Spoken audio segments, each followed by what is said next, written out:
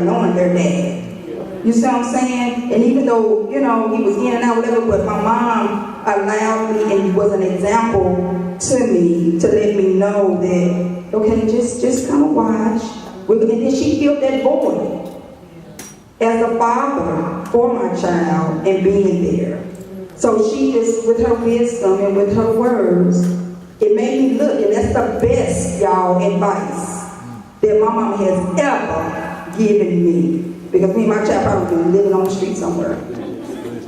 But that's the best advice. And I look back and I say, you know what? And that's the advice I give women when they ask me that. You know, sometimes you just don't say it just like, you know, with a knife, just kind of explain it. I'm saying to women, you have to know your child. You know, and my mom knew me.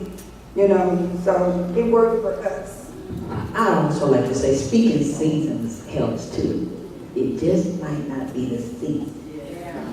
Right now, I say it never, but there's a time and place and season for everything. That's good. Yeah. This might not be the time and season for him. I think, you know, from the younger perspective, I always ask my mom, you know, I would rather her say something. You know, and even if your child may not be hearing it at the time, in me, something always goes, man, that was what she was saying. You know, I will always reflect back to that. And if you feel like your child's not going to hear, usually it's because we as the younger or the daughter, we really don't comprehend that. So you do need to explain it in a way, break it down, because there's things that, you know, my mom may have experienced in life that don't register with me until I have to see it. So I would rather her tell me, forewarn me, and even though I'd be like, oh no, that's not going to happen, and then when it unfolds exactly the way she said, I'll at least have a, you know, be able to reflect, okay, that's what she said, maybe next time I'll take her advice a little bit faster. Yeah, that's good. Anybody else want to say? No? Another question? Speak now, forever hold your peace. Anything. Any more? No? The whole night has been planned behind this moment. All right, yes, sir. I don't need that. my pastor used to tell me when I first started speaking, I was only preaching in a big old auditorium that didn't need a microphone. But speaking to the mothers, especially those that have not had a man's influence on a girl's life, and they miss that father figure. How do you fill the void? Because most girls love their daddy. And if that daddy ain't there, how do you fill that void for the absence of that man? Well, one thing I appreciate about my mom is that is part of my testimony, is that my biological father was not in my life in my younger years. And she was never the one to say, I am your father. She never would say that about herself, that she would never try to play both. But she did always teach me that God is my father, and that God will fill that void. She taught me to continually forgive. So now I'm in a much better place with my dad as far as being able to talk, you know, talking on a weekly basis and things like that. So it's much better, but I think you would do your child a disservice to try to be their father, because it's going to send the wrong message, you know, for marriage, you know, for their children or whatever, because as a mother, you can't be both. So if the father's not present, I would recommend that you teach them to keep an open heart, a forgiving heart towards their father or stepfather or whatever, you know, may have you to continue to respect men, but you have to let God fill that void, because it's not something that a mother can do.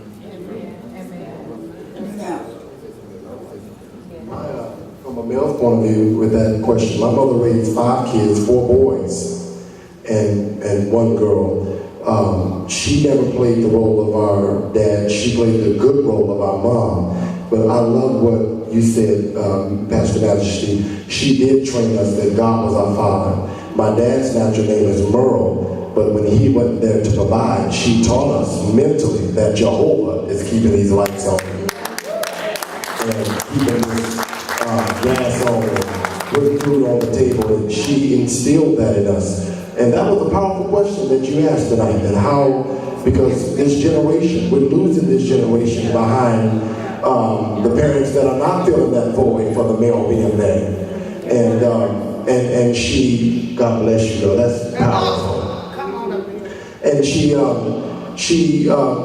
also taught us, being a female, she taught us how to take care of females as males. And it helped fill the void. She never put my father down, like this young lady said. She just said, over time, y'all won't understand. That was one of her favorite lines. Over time, y'all understand. And she let us go around our father the whole nine.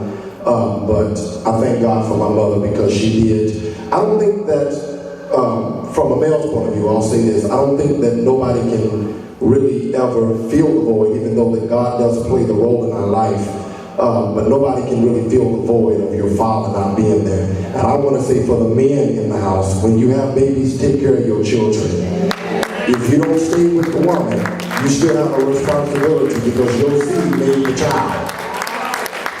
And it's not the job of the female to fill the void that we're supposed to play in the life of our children. So I say again, men, if we have the energy to have the children, fill the void ourselves. Amen?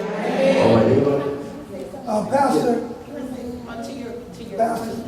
let me interject this also. It is also a ministry in many churches where men actually act as surrogate fathers or uncles to women who are single in the church. Speaking from personal experience, I raised 4 children that were not my kids. Wow. They were a part of the woman's life when I met her. And the woman said, "My dad is my wife." She had 4 grown children. Yes. But our relationship is like father and children, even though they were grown when they met me. Some of them couldn't stand me. But that ain't true today. Right. Today, all of her children see me as a second father. Yes. You see, that role. I just want to say, as a child, I taught, you're right, as a child, I taught her about God being her father. As a younger child, I taught her about God being her father. Now, I got married, and she had a stepfather. But now that she's 20 and going to come, not right now, but soon, one day, she's going to get married, but she never got to see her biological father. And if you know anything about inner womb, you know, rejection. So now, as she comes over, I have her in a class that's dealing with that, because she doesn't know what it's like to have a father tell her no, or tell her what to do. I mean, she knows God is a provider, knows, but just to have a man say, "No, you can't do that," and it doesn't mean he doesn't love her. So, or to see how a father would treat me, and to, you know, I was married, but to see that come from her father. So what I do now, because she's ministering now to other men, she's ministering now to other young boys, and she's going to get married, so she doesn't go into shock when her husband tells her no. Her husband tells her, you know, I had to learn quick, so I can tell her what to do. Don't walk off. So now she's going and getting the healing that she needs. So she'll be whole for him. She made a vow to wait the purity class and everything, but you will sometimes wait to find out when you got there that you're not whole. So I wanted her when she gets there, and I'm asking God to hold on, but when she gets there, she'll be whole. So it's a twofold thing. God is the Father, but there's still a wound that's there because he wasn't there. And so God kept it together for such a time as this. And now she's getting the healing that she needs. And when he comes, you know, and now, like she said, she got the relationship with her father now where she talks to him. But there's a twofold thing there too. And now, and no matter who steps in and is the surrogate, there is still a dent from the biological father not being there. And God has to go back and heal that too. I'm raising two boys. My two sons are 32 and 24. And I never tried to be their father. I was the best mother that they could be, that I could be. I kept them in sports. I kept them in young men things. And at that point in time, I wasn't really in the church, but my mom was. But I knew my foundation. So I kept my boys in basketball. I sacrificed. I worked 2 or 3 jobs. I let them see. While them seeing me work 2 or 3 jobs and take care of them, now the women that they date and that they're engaged to and getting ready to get married, they've always dated solid women. And it is because of the example that they've seen. Now, they may have, their father was in and out, and yes, they have that wound, but my oldest son, he can't have children. But every woman he dates, he makes sure, but he's only just really been in 2 serious relationships. He's taking care of one child that's 13 years old, that's not his, has been taking care of her since she was 2, and put his own self on child support because he knew the responsibility because his father wasn't there for him. My youngest son, who's 24, now my oldest son, he owns his own trucking business for years. My youngest son got a full basketball scholarship in Oklahoma at Mid-American Christian University with a woman raising them. And when he got pregnant, when his girlfriend got pregnant his senior year at a Christian university, they tried to reprimand him. And they asked him, you write a letter and you say have you messed up this woman's life. He said, no, I'm not going to write that. But what he did write is saying, my mother is my hero, and because my father was not there for me, I'm going to be the best man that I can be for my child. And so because of his wounds, it made him a better person. It made him a better man, because I never beat their father down. And to this day, I still call your dad, tell him Happy Father's Day. Even though they call me and tell me Happy Father's Day, but it was just because it was instilled in me to be the best woman that I can be. And then also show them, I can't show them how to be a man, but we communicated so well. And I found information for them, and then they had men in their lives.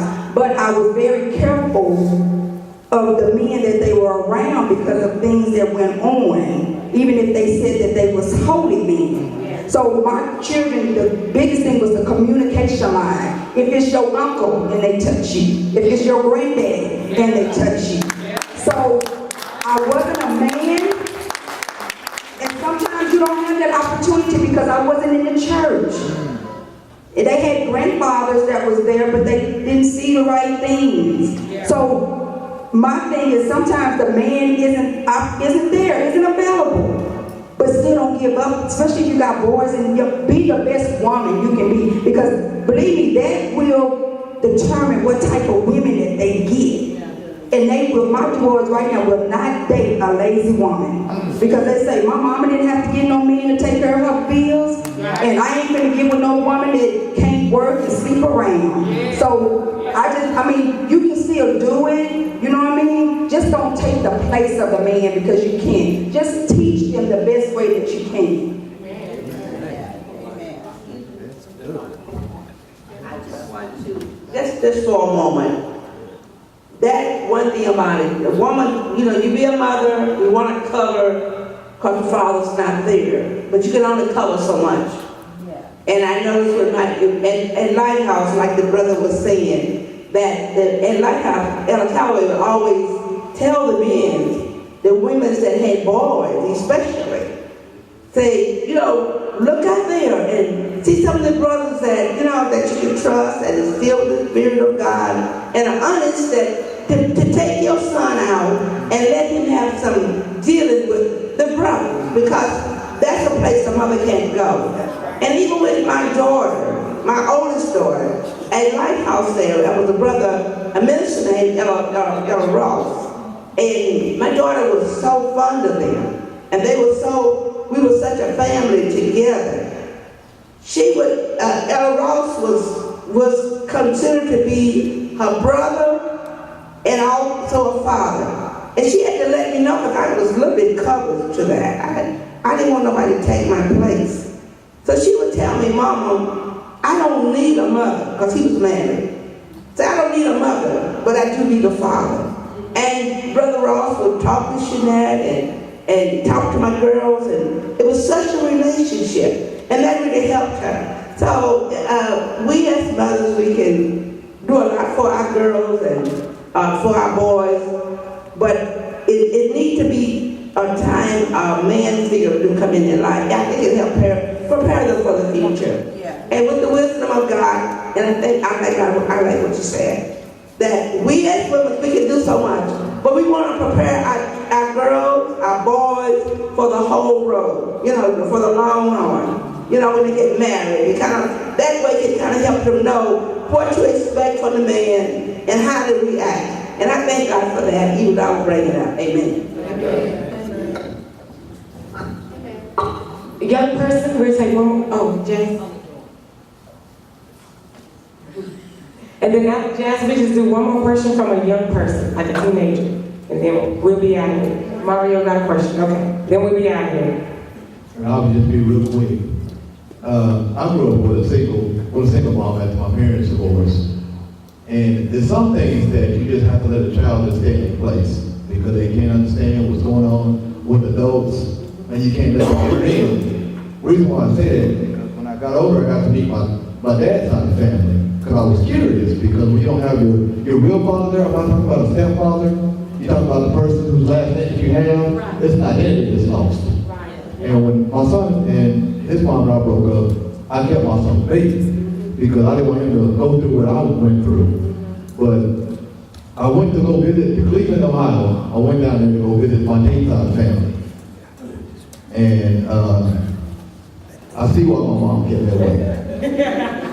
With my own eyes, because she had to shield me from that, because when I went there to the ghetto that I was scared of in Cleveland, Ohio, and seeing how they was living, and my aunt